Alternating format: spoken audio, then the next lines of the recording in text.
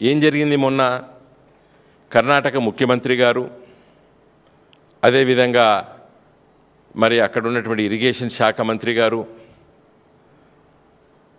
వాళ్ళందరూ కూర్చొని cabinet decision తీసుకొని 1,33,000 ఎకరాల భూమిని అక్వైర్ చేయడానికి డెసిషన్ తీసుకొని ఎకరానికి 25 లక్షలు 30 లక్షలు 40 లక్షల చొప్పున ఇవ్వాలని చెప్పి 70,000 కోట్ల బడ్జెట్ మరి పెట్టుకున్నారు.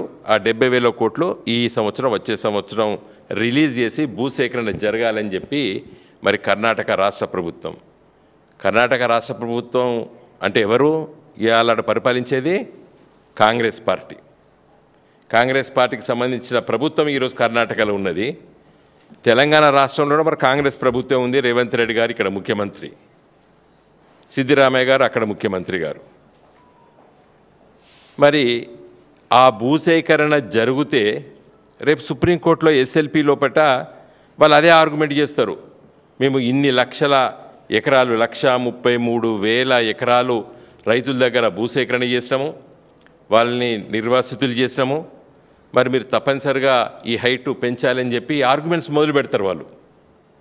కాబట్టి ఈరోజు మరి ముఖ్యమంత్రి గారు ఇప్పటి వరకు కూడా మరి మొన్న తీసుకున్న నిర్ణయం అయినప్పుడు ఇప్పటి వరకు కూడా ఏ చర్యలు తీసుకోలేదు రేవంత్ రెడ్డి గారు ముఖ్యమంత్రిగా, మరి ఉత్తమ్ కుమార్ రెడ్డి గారు ఇరిగేషన్ శాఖ మంత్రి గారు.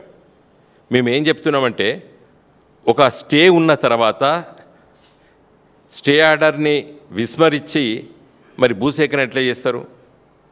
నువ్వు కట్టాలన్నా ఆ ఎత్తు పెంచుకోవద్దనే నిర్ణయమే జరగలేదు. సుప్రీంకోర్టులో ఎస్ఎల్పి పెండింగ్ ఉన్నది. మరి ఎట్లా చేస్తారు ఇది? అప్పుడప్పుడు కోర్టులు ఏమంటాయి? ఈక్విటీ పర్పస్ అంటారు. ఈ భూసేకరణ చేసినారు, ఇంత భూసేకరణ జరిగింది, ఇంత 70,000 కోట్ల రూపాయలు ప్రజాధనం ఉపయోగంలోకి వచ్చింది అని చెప్పి ఒక లీనియంట్ వ్యూ తీసుకోవచ్చు. మన ఆక్షేపణ కూడా అరే సరిలేవా కట్టుకున్నారు అని అనొచ్చు.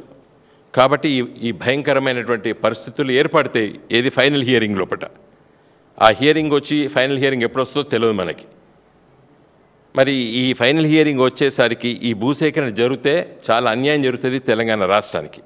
ఎందుకంటే 519 నుండి 524 ఎత్తు అల్మెట్టి ప్రాజెక్టు కడితే దాదాపు 100 టీఎంసీల నీళ్లు ఎక్కువ నిల్వ చేసుకుంటుంది. ఎందుకంటే పైన ఎక్కువ అంటే కింద ఉన్నప్పుడు తక్కువ ఉంటుంది, పైన నీళ్ళు ఉంటాయంటే విస్తీర్ణ అవుతుంది, ఎక్కువ వాటరు స్ప్రెడ్ వస్తుంది, వైశాల్యం ఎక్కువ పెరుగుతుంది, వాటర్ స్ప్రెడ్ ఎక్కువ అవుతుంది. కాబట్టి ఈ అన్యాయం జరుగుతుంది తెలంగాణకి. జరిగేది మరి మన కృష్ణానది నుండి మనకు ఉన్నటువంటి మరి మహబూబ్ నగర్ జిల్లా, పూర్వపు మహీనగర్ జిల్లాలో కొత్త జిల్లాలో 5, అదేవిధంగా నల్గొండ జిల్లాలో ఉన్నటువంటి మరి సూర్యాపేట కానివ్వండి, లేకపోతే నల్గొండ జిల్లా, అదేవిధంగా రంగారెడ్డి జిల్లా ఎత్తిపోతల పథకం, ఇవన్నీ కూడా దెబ్బతింటాయి ఆస్కారం ఉన్నది.